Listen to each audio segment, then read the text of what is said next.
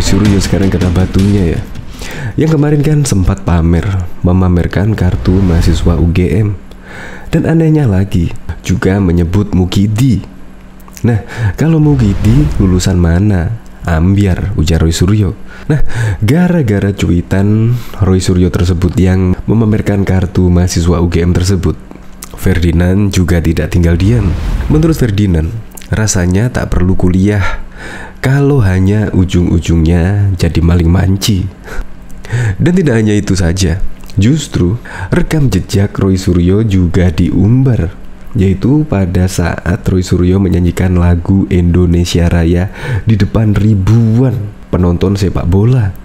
Ya, pada saat menyanyikan lagu Indonesia Raya, Roy Suryo kedapatan tidak hafal lagu kebanggaan Indonesia Raya, lagu wajib Indonesia Raya. Seperti ini videonya. Teman-teman, ayo kita nyanyi Indonesia Raya. Ya. Perhatikan, weekend kalau perhatikan. Indonesia Raya. Indonesia Raya.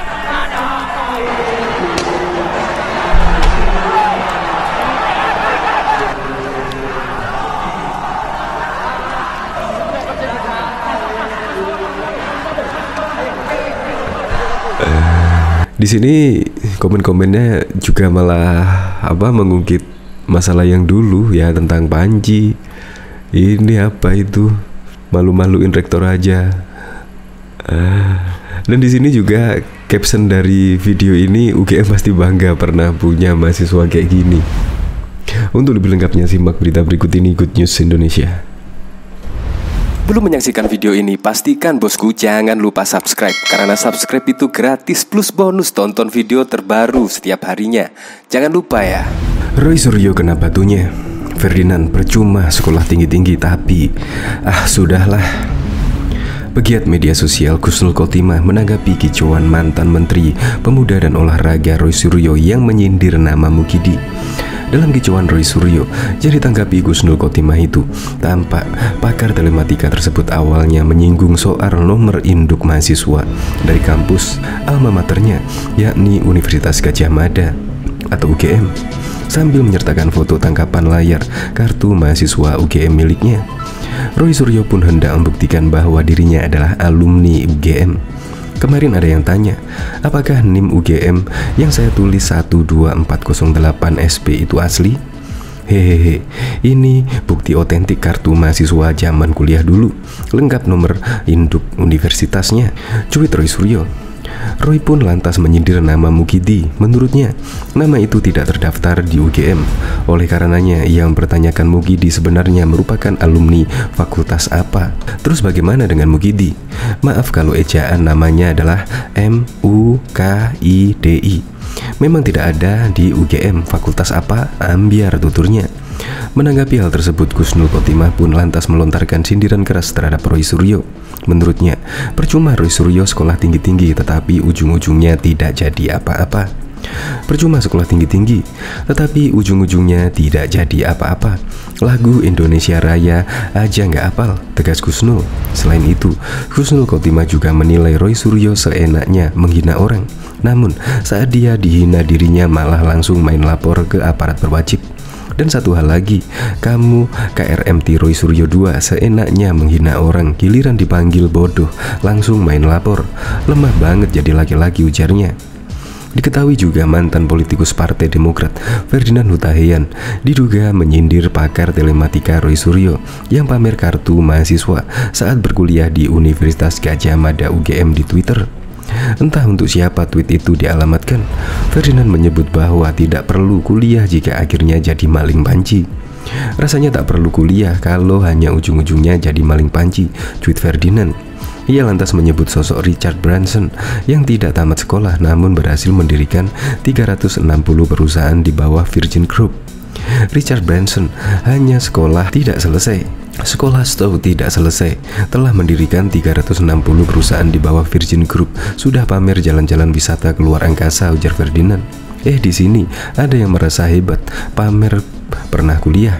Konyolnya yang dihina lebih hebat dari dia, panci, tambah dia. Sebelumnya mantan Menpora Roy Suryo memamerkan bukti dirinya pernah berkuliah di UGM dengan memposting foto kartu mahasiswa. Ia pun lantas menyindir tentang sosok Mukidi. Kemarin ada yang tanya, apakah NIM UGM yang saya tulis 12408-SP itu asli? Hehehe, ini bukti otentik kartu mahasiswa zaman kuliah dulu. Lengkap nomor induk Universitas 57076, cuit Roy pada Senin 25 Oktober yang lalu. Terus bagaimana dengan Mukidi? Maaf kalau ejaan nama MU KIDI memang tidak ada di UGM, fakultas apa, tambah dia. Diketahui dulu Roy Suryo juga pernah jadi sorotan gegara tidak hafal lagu kebangsaan Indonesia Raya. Rekaman video mantan Menteri Pemuda dan Olahraga Roy Suryo itu pun beredar melalui media sosial Facebook. Namun baru-baru ini Roy Suryo menyoroti harta kekayaan Presiden Jokowi yang bertambah di tengah pandemi. Melalui akun media sosial Twitter, Roy Suryo pun membuat surat terbuka untuk Presiden Jokowi, dikutip pada Minggu 12 September 2021 yang lalu. Kembali ke video itu, tampak dan terdengar politikus asal Yogyakarta tersebut lupa lirik saat menyanyi di depan massa.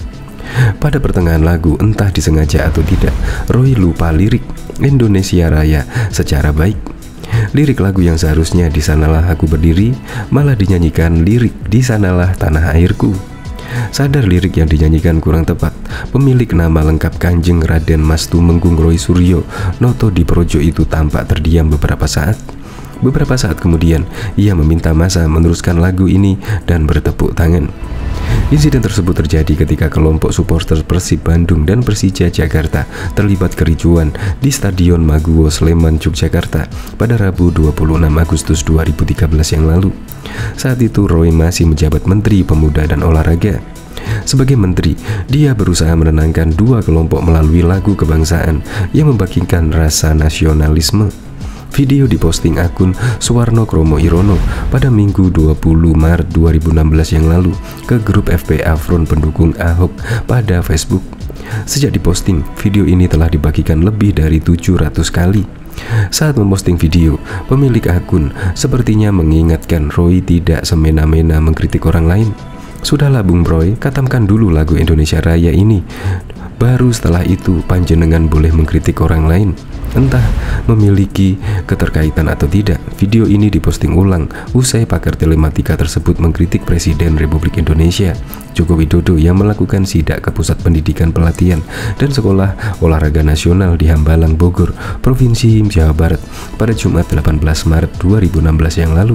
Jokowi mengaku sedih melihat proyek senilai 2,7 triliun itu kini mangkrak dan ditumbuhi ilalang. Roy menuturkan, sebaiknya tak digunakan istilah mangkrak atau sisa-sisa peninggalan pemerintahan Susilo Bambang Yudhoyono yang terhenti beberapa tahun lalu. Ia menambahkan, saat menggantikan posisi Andi Malarangeng pada 2013 lalu, dirinya sempat ingin melanjutkan proyek tersebut, tapi ada keputusan dari Komisi 10 DPR RI dan diperkuat dengan larangan dari KPK yang tidak memperbolehkan melanjutkan proyek Hambalang karena memang dalam proses hukum, ujar Roy melalui keterangan tertulis pada Sabtu 19 Maret 2016. Karena masih dalam masalah hukum tersebut, kata Roy, maka pemerintahan RI memutuskan tak melanjutkan pembangunan. Ia pun mempertanyakan jika Jokowi dan Menteri Pemuda dan Olahraga Imam Nahrawi ingin melanjutkan proyek tersebut. Pasalnya, pihaknya membaca bahwa KPK akan mengawal proyek tersebut. Kalau memang proyek tersebut sudah dilepas oleh KPK, artinya kasus hukumnya sudah selesai. Wajar kalau pemerintah sekarang bisa melanjutkan hal tersebut, tuturnya. Presiden Susilo Bambang Yudhoyono akhirnya menunjuk Roy Suryo sebagai Menteri Pemuda dan Olahraga. Roy memiliki tugas yang tidak ringan dalam menjalankan tugasnya sebagai Menpora. Roy punya beban masa lalu di Kemenpora, kata anggota Komisi 10 Deddy Gumilar yang akrab disapa Miing di gedung DPR Jakarta pada Jumat 11 Januari 2013. Tugas berat itu, kata Miing, yakni melanjutkan proyek Hambalang yang kini terbengkalai, kemudian permasalahan PSSI dan KNPI. Miing mengaku bila tidak dapat menilai apakah Roy Suryo dapat mengemban tugas itu, apalagi Miing tidak pernah melihat rekam jejak anggota Komisi 1 DPR RI itu. Secara fakta, kita tidak pernah mendengar Roy dengan kedekatan dengan dunia olahraga. Kedua aktivitas kepemudaan Ini menjadi penting bahwa hal itu tidak bisa disampingkan, ujarnya. Hal itu, kata politisi PDIP itu, berbeda dengan rekam jejak Andi Malarangeng dan Adiaksa Daud. Mudah-mudahan dia bisa menjalankan itu, harus bisa mengubah persepsi itu, imbuhnya.